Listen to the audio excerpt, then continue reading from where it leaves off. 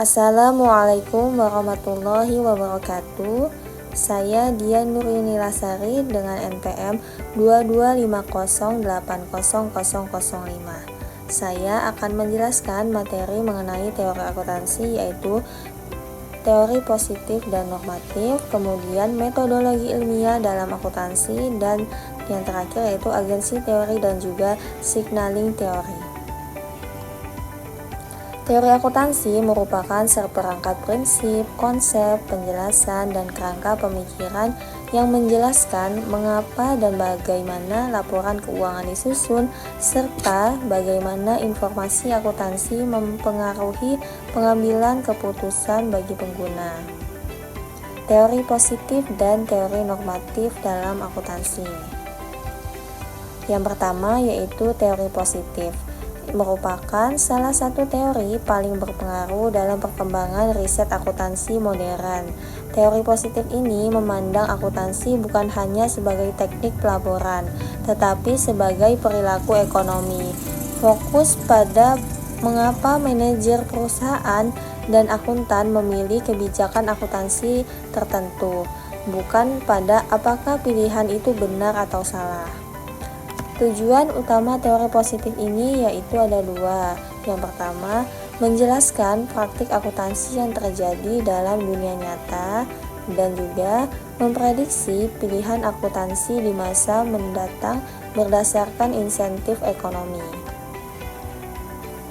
Ciri-ciri teori normatif yaitu menggunakan pendekatan empiris atau data nyata, seperti laporan keuangan, data pasar modal, data pengungkapan, kontrak utang atau kontrak manajemen, data pajak, dan lain sebagainya. Kemudian, menjelaskan perilaku perusahaan dalam memilih metode akuntansi. Kemudian, tidak memberi penilaian moral, yaitu tidak menilai apakah suatu metode itu baik, buruk, benar, atau salah. Dan yang terakhir yaitu menggunakan konsep ekonomi seperti agensi teori dan contracting teori. Teori normatif yaitu teori akuntansi yang menekankan apa yang seharusnya dilakukan oleh akuntan atau perusahaan dalam penyusunan laporan keuangan. Teori normatif ini fokusnya bukan pada kenyataan atau praktik yang sedang berlaku, tetapi pada praktik akuntansi ideal menurut logika, konsep, dan tujuan tertentu.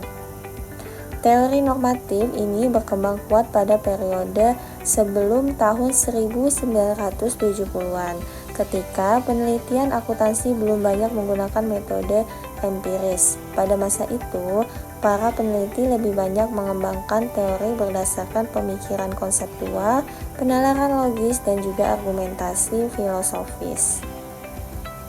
Ciri-ciri dari teori normatif yaitu yang pertama, menentukan prinsip akuntansi berdasarkan logika dan pertimbangan nilai. Kemudian yang kedua, tidak selalu berbasis data empiris, yaitu tidak memerlukan bukti dari praktik nyata atau penelitian data, yaitu pemikiran logis, asumsi ideal, dan pertimbangan konsep. Yang ketiga yaitu fokus pada penyajian informasi yang dianggap paling berguna bagi pengguna laporan keuangan. Dan yang terakhir yaitu bertujuan meningkatkan kualitas keputusan ekonomi, membuat laporan keuangan lebih informatif, lebih relevan, dan lebih efisien bagi pengambil keputusan. Materi selanjutnya yaitu metodologi ilmiah dalam akuntansi. Metodologi ilmiah dalam akuntansi itu merupakan pendekatan sistematis untuk menghasilkan pengetahuan akuntansi yang dapat diuji dan dipertanggungjawabkan. Fokus utama dari metodologi ilmiah ini adalah memastikan bahwa teori dan kebijakan akuntansi memiliki dasar ilmiah, bukan hanya intuisi atau kebijakan praktik. Tahapan utama dari metodologi ilmiah dalam akuntansi yaitu yang pertama, identifikasi masalah. Yang kedua, pengembangan teori atau hipotesis. Selanjutnya yaitu pengumpulan data, kemudian analisis data, pengujian hipotesis, dan yang terakhir yaitu penyusunan kesimpulan. Fungsi dari metodologi ilmiah dalam akuntansi yaitu meningkatkan keandalan ilmu akuntansi, menguji apakah teori akuntansi relevan dengan perilaku nyata. Kemudian mendukung pembentukan standar akuntansi berbasis bukti. Dan yang terakhir yaitu menjalankan akuntansi sebagai ilmu yang berkembang, bukan hanya praktik secara teknis saja. Agensi teori dalam akuntansi. Agensi teori menjelaskan hubungan kontraktual antara prinsipal yaitu pemilik atau investor dan juga dengan manajer. Prinsipal memberi wewenang kepada manajer untuk mengambil keputusan bagi kepentingan perusahaan. Namun, karena kepentingan keduanya berbeda dan manajer memiliki informasi lebih banyak tentang perusahaan, maka muncul potensi konflik yang disebut dengan agency problem. Teori ini memandang perusahaan sebagai kumpulan kontrak di mana laporan keuangan, insentif, dan mekanisme pengawasan digunakan untuk mengurangi konflik dan memastikan manajer bertindak sesuai dengan kepentingan pemilik dan juga atau investor. Masalah utama yang muncul dalam agensi teori yaitu yang pertama, perbedaan kepentingan. Pemilik atau investor ingin nilai perusahaan meningkat, sedangkan jika manajer sering mengejar kepentingan pribadi seperti bonus atau target jangka pendek. Perbedaan tujuan ini menimbulkan potensi konflik. Kemudian yaitu informasi tidak simetris. Manajer mengetahui lebih banyak tentang kondisi perusahaan daripada pemilik, sehingga pemilik sulit menilai kinerja manajer. Hal ini membuka peluang terjadinya tindakan yang tidak transparan. Kemudian implikasinya, karena adanya konflik kepentingan dan informasi yang tidak seimbang, diperlukan audit, kontrak, dan kebijakan akuntansi untuk menyelaraskan kepentingan pemilik dan juga kepentingan manajer. Signaling teori dalam akuntansi merupakan teori yang menjelaskan bagaimana perusahaan menggunakan informasi dalam laporan keuangan untuk memberikan sinyal kepada pengguna laporan seperti investor dan juga kreditor tentang kondisi dan prospek perusahaan di masa depan.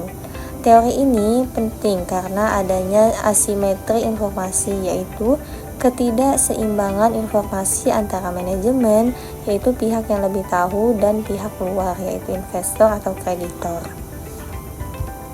Sinyal yang diberikan itu dapat berupa tindakan nyata atau informasi yang dipublikasikan, misalkan laporan keuangan, kebijakan dividen, tingkat transparansi, atau pengungkapan sukarela.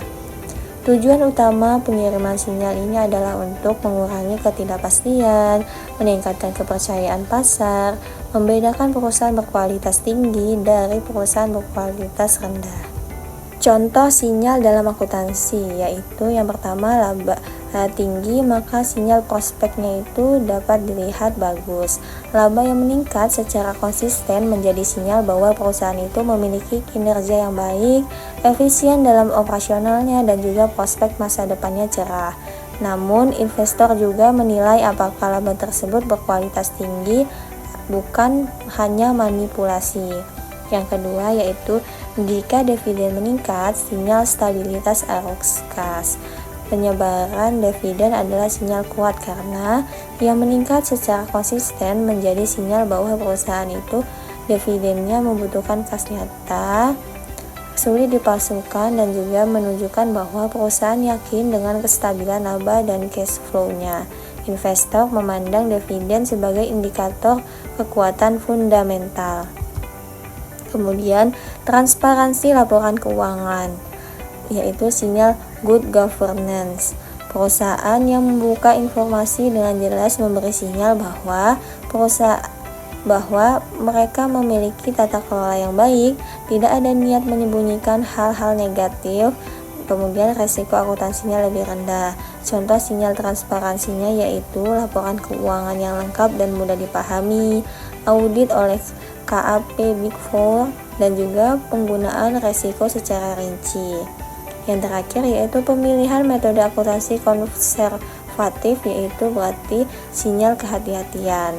Konservatisme akuntansi yaitu mengakui rugi lebih cepat daripada laba. menjadi sinyal bahwa manajemen berhati-hati dalam pengukuran, tidak ingin melebih-lebihkan kinerja, dan juga berkomitmen menjaga kredibilitas laporan keuangan. Kesimpulan, teori akuntansi menjelaskan bagaimana dan mengapa informasi keuangan disusun. Teori positif berfokus pada penjelasan praktik akuntansi yang terjadi di dunia nyata, sedangkan teori normatif menekankan bagaimana akuntansi seharusnya dilakukan menurut logika dan konsep ideal. Melalui metodologi ilmiah, akuntansi dikembangkan secara sistematis dan dapat diuji. Kemudian, agensi teori menjelaskan konflik kepentingan antara pemilik dan juga manajer. Sedangkan untuk signaling teori menjelaskan bagaimana perusahaan mengirim sinyal kepada investor melalui informasi akuntansi.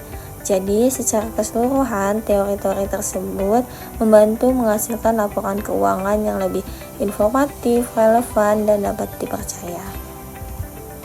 Terima kasih, sekian dari saya. Wassalamualaikum warahmatullahi wabarakatuh.